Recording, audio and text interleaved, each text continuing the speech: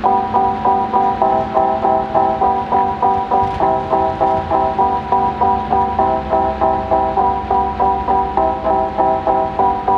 addiction everywhere that you go. But if nobody's looking up, then who is gonna know? Yours truly doesn't have a smartphone.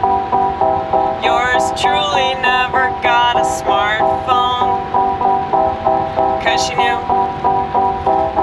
that this was gonna happen. 'Cause she knew that everybody was gonna be a drug addict. Man, those wrists you really oughta slit. But you won't, no you won't, 'cause you don't have self-awareness. The more self-awareness people have, the more they're willing to admit that they are full of shit. The more self-awareness people have, the more that they can see that everything is terrible, terrible, terrible, and they are partially responsible, responsible, responsible. But me, we're not gonna be a hypocrite in ways we can't avoid. 'Cause we are a hypocrite in so many other ways, so much that it very much annoys me.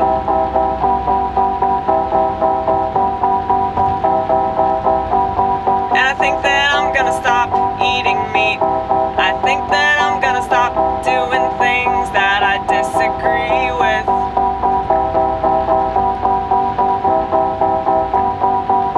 It's just one of those things that I had to grow into.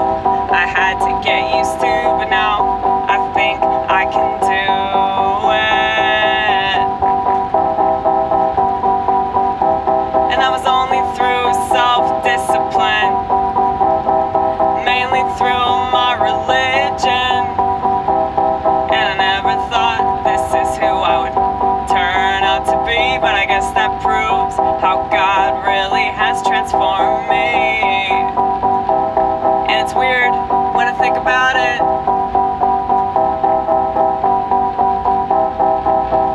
I've managed to convince most of the people that I do stand-up comedy with that I'm doing satire. The only one that knows that I'm not doing satire is my Jew, Ronnit. The crazy Jew! She talks like this! She freaked out some people tonight. It was hilarious. And then she was like yelling at them, apologizing. I'm sorry I scared you!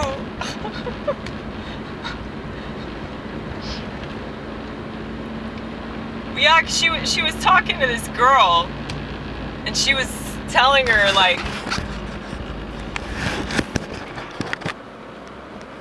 that the way that she was sitting, I don't even remember what she said, but it was like so inappropriate. She's from New York, you know, like she's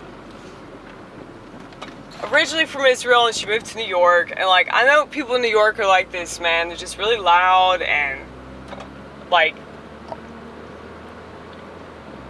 you know, people in the South, they just don't get it. But anyway, like she was talking to this girl about her pussy, you know, and this girl was like just really timid, like what the fuck. But here's the thing though, I don't know why anybody would be freaked out by Ronnit, because literally everybody that we do comedy with, all they do is talk about sex, dude. It's like they all have a sex joke. Now, I'm not saying I don't do sex jokes myself. I talk about stuff like that too, but I talk about it in a completely different way to like blow their freaking minds, you know? Like I talked about the love porno tonight. the love porno that's been inside my head fucking ever. So not only do I have imaginary friends, I have imaginary lover, which is why a real lover will never satisfy me. And that's not necessarily about, you know, like masturbating or whatever the fuck. It's like this whole world that I live in. I mean, I have schizotypcal personality. That's like what we do. We just live in our own little world. And it's like, why would I even bother, like, fucking with this world? Especially considering, you know, how much of a disappointment everybody is. Like, why would I fuck with anybody when people are so boring and so lame? And it's like, sex is like the tip of the iceberg, dude. It's like, sex is basically like a good indicator